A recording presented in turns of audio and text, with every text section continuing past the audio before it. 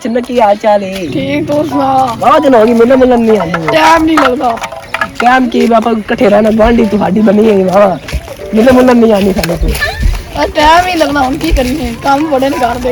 ना मैं और की हेलो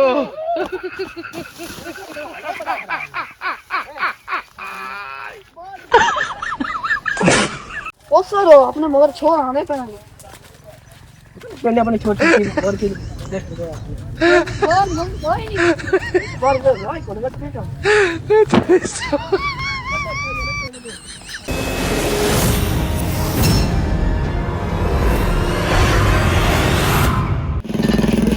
हाँ हाँ और मैं पता चला किन्ने छोरियां ने टेढ़े दियां टेढ़े दे छोरियां नहीं। अस्सलाम वालेकुम यार यार तेरा दूसरा भरा की दे दो यार और रात का काम भी क्या है और तू रहना नहीं ना कुछ चल आ गया तुझे काम निकाल यार मैं तुम्हारी गल दसा जिन्होंने इतने ने टेले दी छोरियां दो सोहनियां बड़िया सोहनियां छोरियां ठीक है मैं जिले लंघा ना तू बड़िया सोहनियां ने तो मैं अपन निगाह रखनी वो किस टाइम बाहर निकलियां ने ते वो किस टाइम अंदर घर जांदियां ने। ठीक चल फिर अपन चलने हाँ ठीक है अपन फिर चलने आ जा।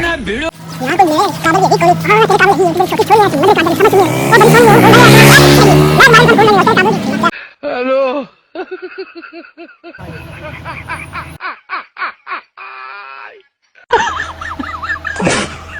तू तो गया बेटे अभी मजा आएगा ना भिड़ो।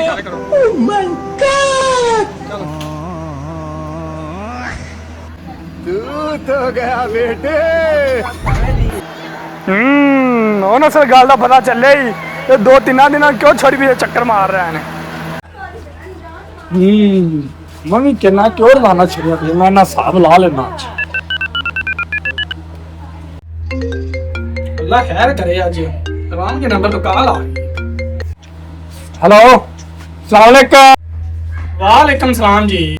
ठीक अल्लाह दा शुक्र यार ना तेरे नाल जरूरी गल करनी यार। खैर तो हैगी सी की काम सी बस यार तेरी आ सही तेरी इत्थे आ सही तेरे नाल बैठ ही गल करनी।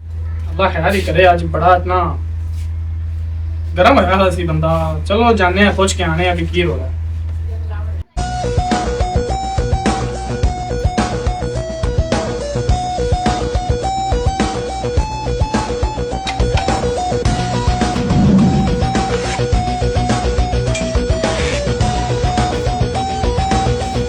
भाईजान ना भाईजान एक जरूरी गल करनी की गल करनी सी सेठ साहब बस तुम बहुत सही बात होया कि तुम बहुत सही बस कोनी हाँ जी भाईजान यार वाह गल फोन ते गल कर नहीं सकते सही दस तेन पता है। हाँ जी कोई ते जेह्ड़े तारी छोर ना इ'यां लक्षण ठीक नहीं है भाईजान होया कि ये तुसी गल भी तुसी बस करो ना कॉल करते मंगाओ फिर सारी गल मूँह ते करांगे पता चल जाएगा दुद्ध दा दुद्ध ते पानी दा पानी। चलो जी आप तुसी कहंदे तो आप हुणे मंगा लेंगे। हुणे मंगाओ इत्थे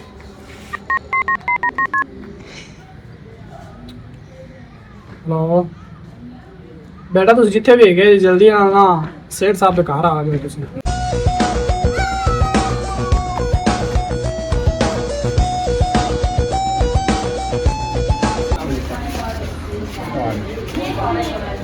हाँ जी सेठ साहब बुलाओ हाँ तुम निकस रे अब छन्नन उड़ा ले आइया जल्दी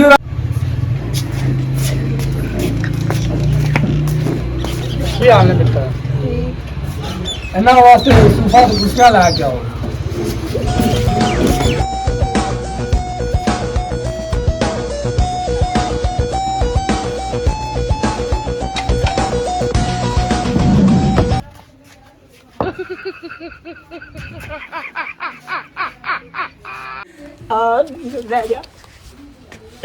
रत्ती चादर यार इन देर की तड़क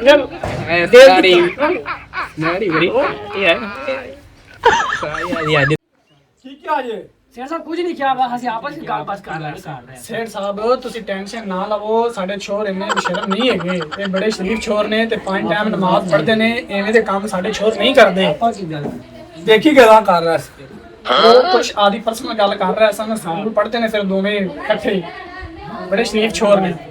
ਇਹ ਸੇਠ ਸਾਹਿਬ ਕੀ ਕਹਿ ਰਹੇ ਨੇ? ਜੀ ਅੱਬੂ ਜੀ ਕੀ ਕਹਿ ਰਹੇ ਨੇ? ਅਸ ਕੋਈ ਗੱਲ ਵੀ ਨਹੀਂ ਕੀਤੀ।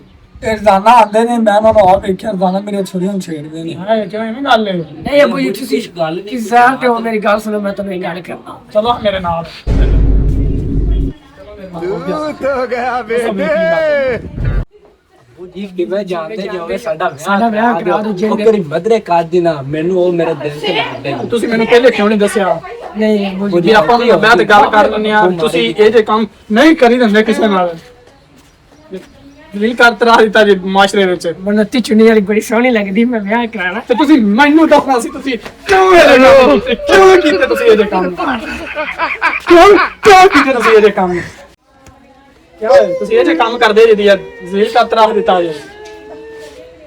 ਸਾਡੇ ਮੈਂ ਚਾਚੇ ਨਾਲ ਗੱਲ ਕਰਨਾ ਅੱਬੂ ਜੀ ਕਿਵੇਂ ਵੀ ਜਾਣਦੇ, ਸਾਡਾ ਉਹਨਾਂ ਨਾਲ ਵਿਆਹ ਕਰਾ ਦਿਓ। ਮੇਰੀ ਗੱਲ ਸੁਣੋ, ਗੱਲ ਤੁਸੀਂ ਮੈਨੂੰ ਜ਼ਲੀਲ ਤੇ ਕਰਤਰਾ ਦਿੱਤਾ, ਮੈਂ ਤੁਹਾਡੇ ਚਾਚੇ ਨਾਲ ਗੱਲ ਕਰਨਾ, ਜੇਕਰ ਉਹ ਮੰਨ ਗਿਆ ਤੇ ਮੈਂ ਤੁਹਾਡਾ ਵਿਆਹ ਕਰਵਾ ਦੇ ਸਾਂ। ਟੈਨਸ਼ਨ ਨਾ ਲਓ, ਬਸ ਤੁਸੀਂ ਦੁਆ ਕਰੋ ਤੁਹਾਡਾ ਚਾਚਾ ਮੰਨ ਜਾਵੇ ਸਹੀ। ਠੀਕ ਬੁਲਾਓ ਤੁਸੀਂ ਉਹਨੂੰ ਤੇ ਜਾ ਕੇ ਰੋਲਾ ਨਹੀਂ ਪਾਣਾ। ਇਹ ਨਾ ਤੁਹਾਡੇ ਚਾਚਾ ਕੇ ਸੱਚੀ ਸ਼ੋਰੀ ਅੱਬੂ ਜੀ ਮਦਰੇ ਕਰ ਦੇਣਾ ਨਾਲ ਮੇਰਾ ਨਾ ਤੂੰ ਬੇਫਿਕਰ ਹੋ ਜਾ, ਤੈਨੂੰ ਮਦਰੇ ਕਾ ਦੇ।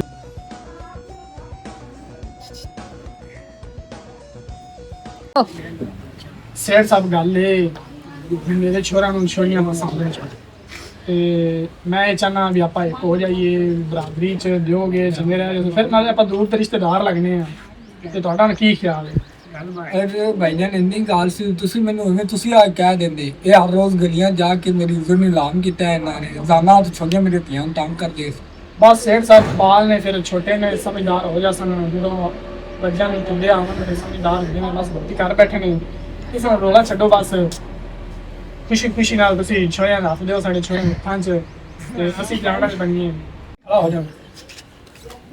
ਹਾਂਜੀ ਸੇਠ ਸਾਹਿਬ, ਹੁਣ ਤੁਸੀਂ ਸਾਡੇ ਛੋੜਿਆਂ ਦੇ ਹੱਥਾਂ 'ਚ ਛੋੜੀਆਂ ਦਿਓ ਤੇ ਅਸੀਂ ਜਾਈਏ। फिर मुकद्दर मेरा ला इलाहा हो गया, मुकद्दर मेरा यासीन से जब निकाह हो गया, जिसकी तस्वीर नमाज़ों की पहचान है।